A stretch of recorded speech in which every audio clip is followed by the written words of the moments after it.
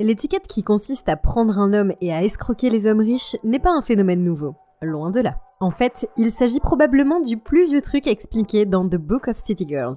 En donnant aux filles des instructions pas à pas sur la façon de How to Peep a Ninja, le duo de rappeurs GT et Young Miami se sont placés sur la carte du 305.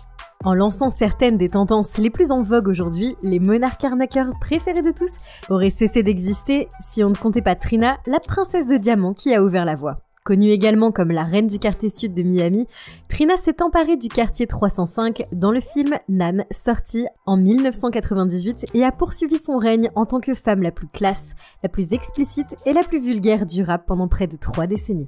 Tout au long de son parcours, Trina a été la témoin directe des hauts et des bas de l'industrie. Malgré sa visibilité dans le hip-hop, Trina elle-même reste sans doute un mystère indiscutable et avec les mensonges qu'elle a racontés au fil des ans, il n'est pas surprenant de savoir pourquoi. Son conflit avec Kia, une autre représentante du rap de Floride, ses aventures avec Trick Daddy, les rumeurs de séances de Bump and Greed avec Missy Elliott et beaucoup de pertes. Salut à tous et bienvenue sur Vraie Histoire de Star, la chaîne YouTube qui dévoile la face cachée des célébrités. Aujourd'hui, nous plongeons dans l'univers de Trina et nous allons jeter un coup d'œil plus approfondi sur sa vie et sa carrière. Représentante des finisseurs, Katrina Trina Laverne a attiré l'attention du monde du rap pour la première fois lorsqu'elle s'est opposée à Trick Daddy du comté de Dade, dans leur titre explicite de 1998, Nine Nigga. Le badinage de chaque sexe insiste sur le fait que l'autre ne connaît personne du même sexe qui pourrait faire les choses mieux que Trick ou Trina.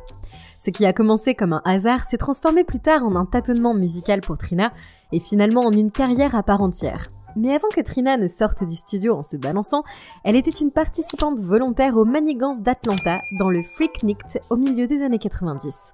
Avant cela, elle a fréquenté la Northwestern Senior High School de Miami, où elle a rencontré les frères Maurice Young et Derek Harris.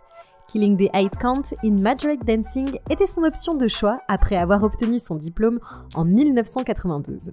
L'immobilier était sa prochaine étape, mais ses objectifs en tant qu'agent n'ont jamais vraiment porté leurs fruits.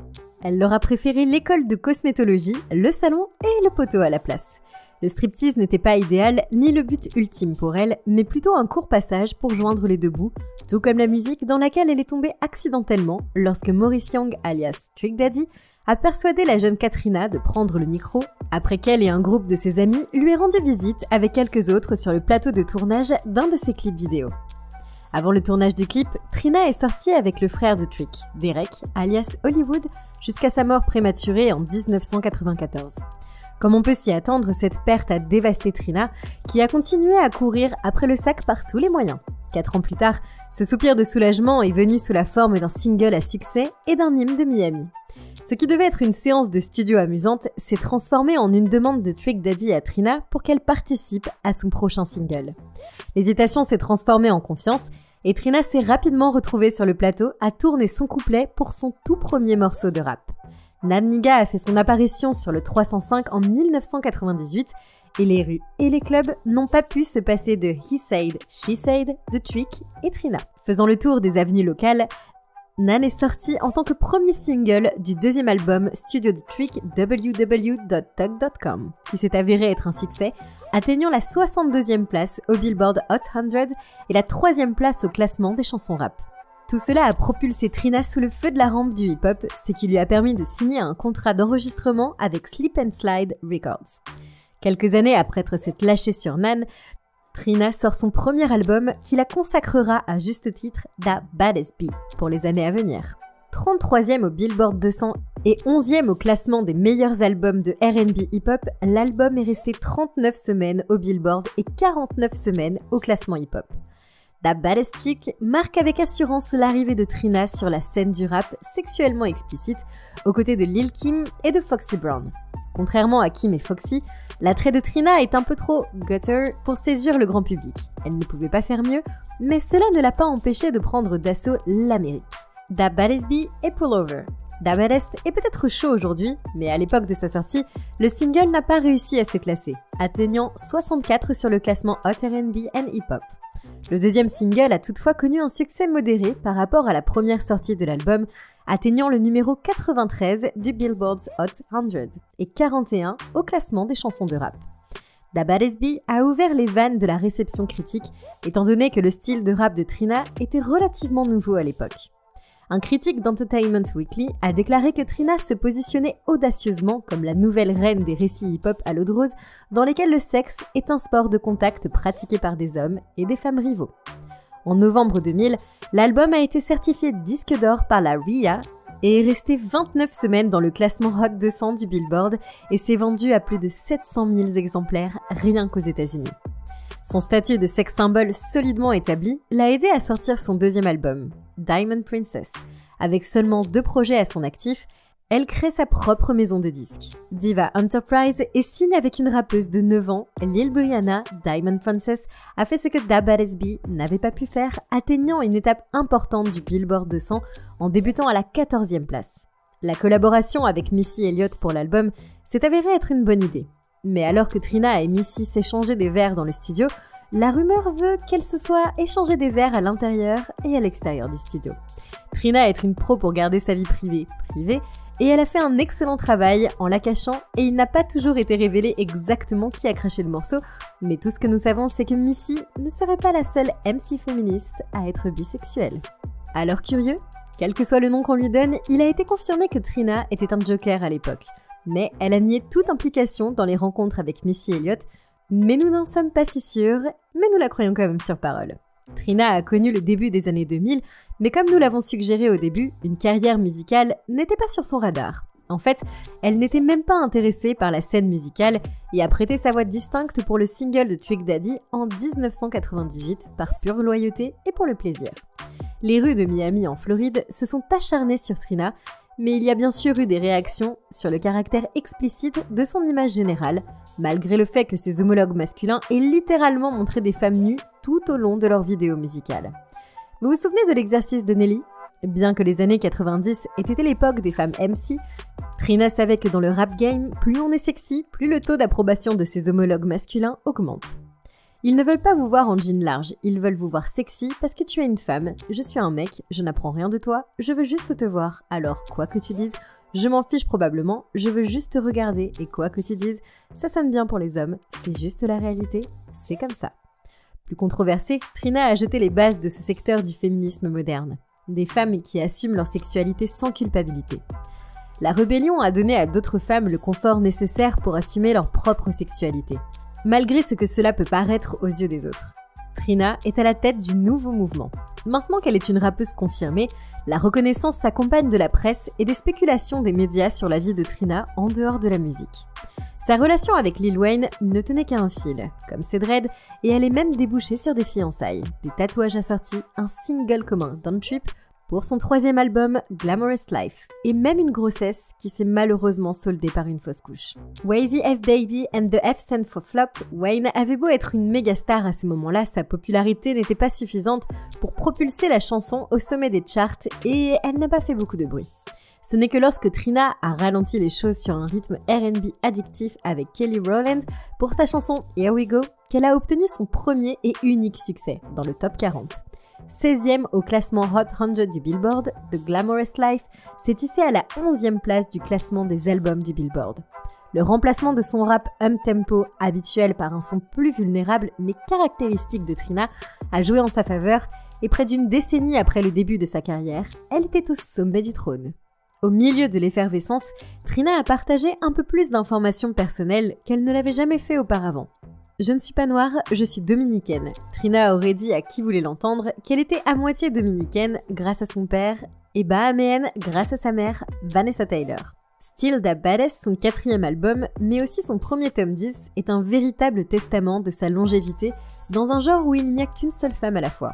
12 ans plus tard, Trina marche sur les plates-bandes des autres rappeuses en sortant plus d'albums que la plupart d'entre elles dans le même laps de temps. Alors que Trina était occupée à prodiguer des soins chiropractiques illégaux à ses homologues du rap, Kia, originaire de Floride, s'en prenait à son cou et à tous ceux qui y étaient attachés. Considérant Trina comme une « slinky neck bitch », la juge autoproclamée de la cour de la reine, Kia, a entretenu la querelle pendant des décennies et attendait l'occasion parfaite pour frapper. Un vieux morceau dissident de Trina à l'époque où Destiny Child comptait encore 4 membres serait à l'origine de l'antagonisme de la traînée mortelle. Si vous avez déjà regardé un épisode de The Queen's Court, vous savez que la rappeuse My Neck My Back ne manque jamais de traîner vicieusement quiconque est victime de sa colère verbale, mais comique. Elle a même entraîné Trick Daddy dans le mélange, insistant sur le fait que Trina a élevé une génération entière de hoes. Et oui, je vous donne la version un petit peu censurée. Trina répondra plus tard aux affirmations de Kia. Quand vous, les filles, ou ce que vous voulez être, appelez mon nom, vous voulez vous battre, vous voulez faire tout ça. D'abord, assurez-vous d'avoir 10 hits, assurez-vous d'avoir assez d'enregistrements. Assurez-vous d'être à mon niveau si vous pensez que vous voulez vous battre avec moi, parce que vous ne pouvez pas le faire. Interrogée à nouveau sur Revolt TV, la rappeuse de Drink Champs a informé les téléspectateurs que ce n'était pas la première fois que Kia s'adressait à elle, et elle avait raison. Si je ne vous connais pas, je ne vous divertirai pas. Et je ne vais pas me nourrir de vous. Je viens de la rue, et quand je te vois, c'est à vue. Ça fait vibrer, alors je ne vais rien faire de tout ça. Ce n'est même pas vraiment un problème, je n'ai pas de problème avec toi, chérie. Pour reprendre les mots de Cardi B, si une fille a un problème avec moi, elle aura un problème avec moi pour toujours. Il semblerait que les attaques verbales de Kia n'aient pas été si aléatoires que cela. Kia admet qu'il s'agit d'une dispute hip-hop purement divertissante, mais elle a aussi lâché une bombe. Elle a participé à l'écriture du premier disque de Trina et du surnom qui lui restera attaché à jamais, Da Baddest Chick. Mais elle n'a jamais été créditée pour l'écriture. Outre la musique, Trina n'a apparemment jamais été informée de sa véritable origine ethnique, car selon son propre père, elle n'est pas dominicaine. Mais ce n'est pas à Katrina qu'on dira le contraire. Dans une interview accordée à Latina Magazine en 2012, Trina n'a jamais eu de relation avec son père, mais elle savait qu'il était d'origine dominicaine. Elle ne connaît rien à la culture dominicaine. Elle ne parle pas un mot d'espagnol et préfère le sud et Miami toute la journée, n'importe quand. Elle n'a pas l'air d'avoir honte de ses origines noires américaines, mais d'après son donneur de sperme, elle est dominicaine. Le père de Trina est sorti du bois pour mettre les choses au clair à propos de sa fille. Je ne sais même pas d'où elle tient ça. Son père ne serait pas le seul à dénoncer l'incohérence de Trina quant à sa nationalité. Son propre cousin s'est également prononcé en faveur du père de Trina et a fait d'autres commentaires peu agréables. Sa nationalité, ethnicité, n'est pas la seule chose sur laquelle Trina a été prise en défaut. Apparemment, son âge n'est pas vraiment son âge. Wikipédia indique que Katrina est née le 3 décembre 1978, ce qui lui donnerait 42 ans au moment de la vidéo. En 2019, lors d'une apparition dans l'émission d'Angie Martinez, Trina a laissé entendre que sa mère l'avait eue à l'âge de 17 ans. Vanessa Tyler est malheureusement décédée d'un cancer en 2019, à l'âge de 62 ans, ce qui ferait de son année de naissance 1957. Si nos calculs sont corrects, Trina serait née en 1974 et non en 1978, comme elle veut le faire croire. Dans une autre interview, alors qu'elle parlait de ses fiançailles avec Wayne, elle a mentionné qu'elle n'avait que 24 ans lorsqu'ils se sont fiancés en 2005, ce qui ne colle pas parce que cela signifierait qu'elle était née en 1981. La mort de sa mère a eu un impact énorme sur Trina, et ce ne sera pas la seule fois qu'elle aura à pleurer la perte d'un être cher. 6 ans auparavant, le frère de Trina, Will Brent Jr., a été abattu à la suite d'une dispute avec un ami. Cette perte tragique est survenue 5 ans seulement après qu'il ait survécu à une autre fusillade en 2008. 3 ans après la mort de sa mère, Tony Chester, 17 ans, également connu sous le nom de Baby Suga et nièce de Trina, a également été abattu aux petites heures du matin à Miami après avoir quitté une supérette avec son petit ami. Par miracle, toutes les personnes blessées dans la fusillade ont survécu, à l'exception de Tony. Au fil des années, quelques fausses couches sont venues s'ajouter à la liste des pertes de Trina, mais bien qu'elle ait perdu une ou 2 filles potentielles, elle en a gagné une autre. Une fille de Dieu, Carisha Brownlee, surtout connue pour être la moitié du groupe de rap de City Girls. Le créneau familier des City Girls, qui arnaquent les gros bonnets et se vantent de leur sex appeal avec des tubes comme Take Your Man Act Up, How to Pimp a Nigga, Pussy Talk, Period We Live et bien d'autres, il est plus qu'évident que Carisha s'est imprégnée du style d'élocution, du ton et des manières générales de sa mère quand il s'agit de cultiver son propre style de rap. L'influence de Trina ne s'arrête pas aux City Girls. Des rappeurs comme Latto et Megan Thee Stallion sont des représentants modernes de l'impact de Trina. Considérée comme la rappeuse la plus régulière du hip-hop, Trina n'a pas encore freiné sa carrière, ce qui permet aux fans et à ceux qui veulent encore avoir une part de la princesse de diamant de disposer d'une abondance de musique par rapport à certains de ses pairs. Malgré les décennies qui ont passé, le genre du rap féminin a connu une pause et bien sûr, on ne peut pas parler de rap féminin sans mentionner Nicki Minaj qui a évidemment fait revivre l'idéal de la femme rappeuse commerciale. Depuis le règne de Nicki, une nouvelle vague de rappeuses a été portée sur le devant de la scène. Certaines sont restées plus longtemps que d'autres, et bien que la nouvelle génération de rappeuses micro-ondables soit passée et repassée par les portes de l'industrie, Trina, que sa musique se vende comme autrefois ou non, s'est inscrite dans les murs notables des icônes méconnues et discutables du hip-hop. En 2018, elle a rejoint le casting de Love & Hip Hop Miami avec son partenaire de longue date, Quick Daddy, et ils ont continué leur voyage sur 99 Jams et le Trix and Trina Morning Show ou TNT. L'émission ne durera que 2 ans, mais durant cette période, Trina connaîtra une apogée dans les médias. La même année, elle s'oppose à la rappeuse Eve dans l'émission Thriller vs. En 2022, elle reçoit les clés de la ville de Miami et est récompensée lors des Best Hip Hop Awards, rejoignant ainsi seulement 3 autres artistes féminines, MC Lyt, Salt and Nipah et Lil Kim. Et le site de sport et de culture pop Spotify, The Ringer, désigne Da Baddest Chick comme le 20e plus grand album de rap sudiste de tous les temps. Au fur et à mesure que Trina grandit, son style s'améliore et elle préfère rester classe tout en restant dans la rue.